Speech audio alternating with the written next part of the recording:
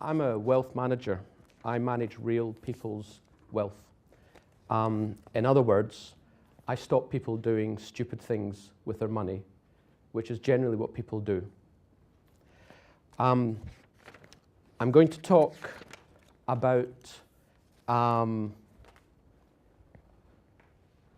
the economy is perhaps not as you see it. It's not nearly as good as people make out.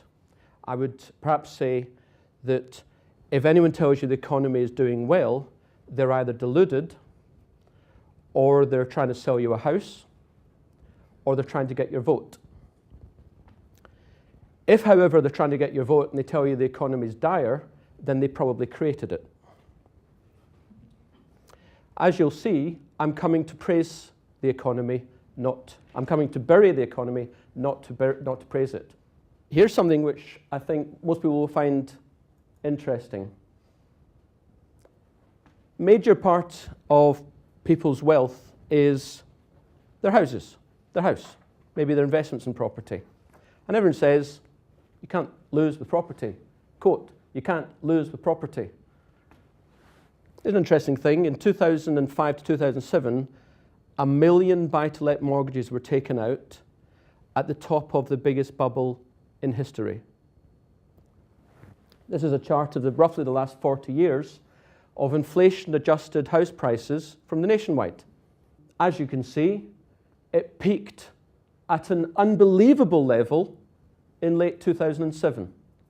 You may not be able to see it from there, but we have actually gone below the long-term trend line.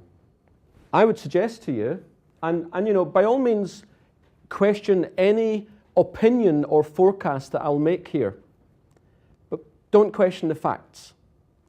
I'll suggest to you that where most people's wealth is tied up in their property or properties, the average value of property is going to go down to below that point there. Anyone who's got grey hairs will remember the peak of the late 1980s and then the bust of the early 90s. The average house price at the moment is 160,000. The average house price is going to go below 120,000 over the next 2 or 3 years. 25% fall. Closer term, the last few years, whether it's Halifax Land Registry, the font of all knowledge apparently, or the Nationwide, as we can see, house prices have started a falling trend, and indeed we've had the first leg down, we're having the second leg down. I'd suggest to you they're going to go down a lot more. That, of course, has a great bearing on people's long-term financial security, particularly those who have got debts up to here.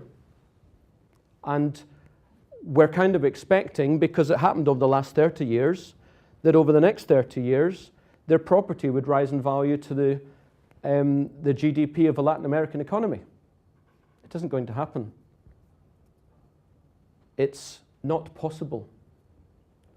Unemployment's rising. Interest rates cannot fall any further.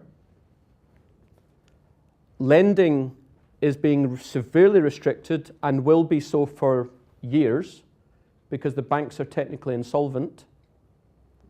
Public sector spending is being slashed. Where's the growth in house prices going to come from? It's not. Has anyone filled their car tank recently? Is it cheap? Whoever does the grocery shopping, you finding it cheaper than it used to be?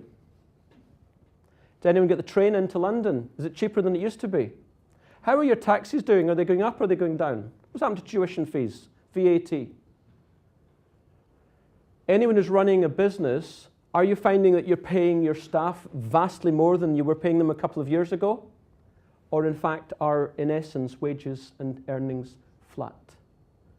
The cost of living is rising above earnings.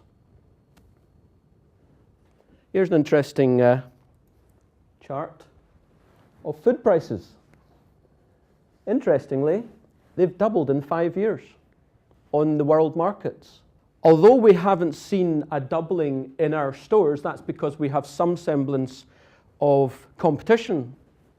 And it's very interesting. I see that the low-cost operators, Aldi and Lidl, they're taking market share hand over fist.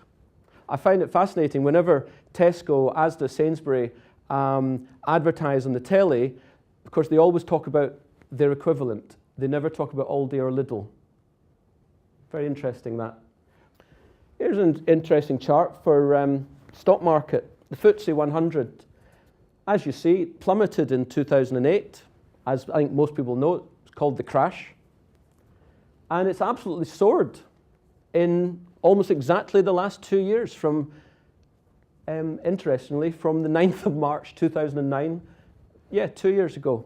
It's practically doubled. Given all the economic problems that there are, for how long is that going to continue? If you're heavily invested in the stock market, in your pensions and your ISAs, just ask yourself that question. How long is that going to continue? Nothing goes in a straight line. And although the stock market has been absolutely fantastic the last couple of years, and anyone who held a lot of cash and invested in the first half of 2009 has done spectacularly well. And I hasten to say, most of our clients did have a lot of cash, because in late 2006, early 2007, we came out of the markets largely, not entirely, but largely. So we did have a lot of cash, and we did start investing heavily 2.5 years ago. But what's interesting, looking at the longer term chart of the stock market, the market isn't even where it was 11 years ago. And then when you add on inflation, which has been, 20-30% over the last decade, actually the stock market is a good third in inflation-adjusted terms lower than a decade ago, the top of .com. My point being, as I say, if you're focused on the stock market in your pensions and etc., it's not made you any money in the last 10 years unless your timing has been amazing, and 99% of people do not get that timing right. And given the rising cost of petrol, agricultural produce, copper, iron, cotton, transportation, basically everything, people are simply not going to have the money that they had previously, add on all the debts, to produce the corporate profits that previously were experienced.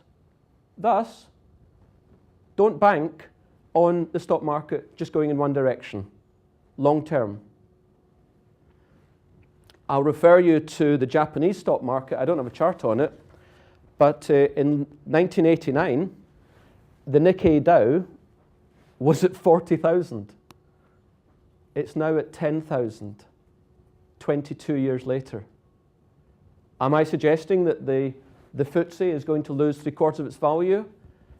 I'm not suggesting that. I'm just saying don't bank on stocks always going up, particularly after a 2-year huge surge. On the other hand, had you been investing in oil and grains and cotton and gold and steel, in other words, commodities and the ilk, yes, it would have been volatile. The sharp drop in 2008 was literally the biggest economic and financial collapse in history, with the bankruptcies of AIG and Lehman Brothers, which I'm sure everyone has some knowledge of. You can't legislate much about biggest crashes in history, but even with that massive crash in 2008, over the last decade, commodity prices have at least doubled, compared with a wider stock market, which is only there or thereabouts, or in real terms has actually fallen. There are ways of making money long term in stock market type investments, in your pensions. Yeah, the number of times I hear, oh, pensions are rubbish. Pensions are absolutely fantastic. You put £1 in, if you're a higher rate taxpayer, you get 40 or 50 pence back. If you're a basic rate taxpayer, you get 20 pence back. It then grows tax-free. You then get a quarter of it back, tax-free cash.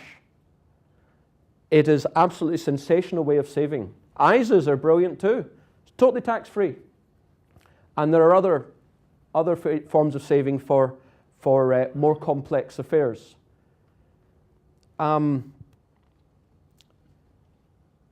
Pensions are brilliant. It's what's inside the pension that is at issue. Are you managing it effectively, or are you just leaving it to the markets? Leave it to the markets, I contend it won't help you. You have to take a professional approach. And a professional approach comes in 101 different forms. I know my approach, and my approach for the last several years has been hugely successful. Mr. Valentine, what was inflation in the mid-70s? What do you reckon? Absolutely no. No idea? Okay. Anyone else? Sorry? 20%, I don't know. Brilliant. Any advance on 20%? Retail price index was 25%. 25% rise in prices every year, or for a period of time. I didn't know. Yeah. At the time. Interest rates were nearly 20%. Think about it, your mortgage at 20%. I'll let you ruminate on that for just a moment. What have we experienced in the last 30, 40 years? We've seen, on a trend basis, inflation fall to not a lot until the last couple of years. We've had China exporting deflation. China is now exporting inflation. We've seen interest rates fall from nearly 20% in the 70s to, what's the interest rate now? 0.5%. They can't go any lower. There's only one direction interest rates are going to go in the medium to long term. There's only one direction. With this level of inflation that we're creating in the cost of living, in the stuff that we're buying for our standards of living.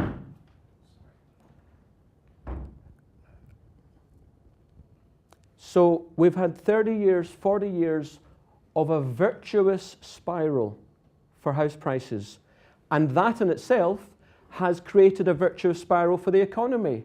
Rising prices creates more money effect, more employment, more spending in the public sector, virtuous spiral.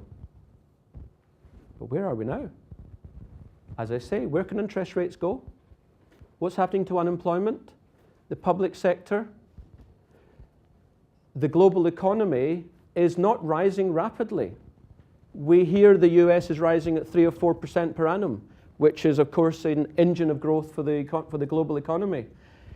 Given the level of stimulus America's had, it should be 7 or 10%, according to standard economics. So, just consider where you're investing, where you're saving, and also think about George Soros. He thinks more, I can tell you, not about investment opportunities, but about investment risks before he signs off on an investment. So, thank you very much for your time. I hope that no one's going to hang themselves or throw themselves in the Thames. But that's the reality as I see it, which of course is entirely challengeable. I'm very happy to accept any questions or comments. Try and keep abuse to a minimum.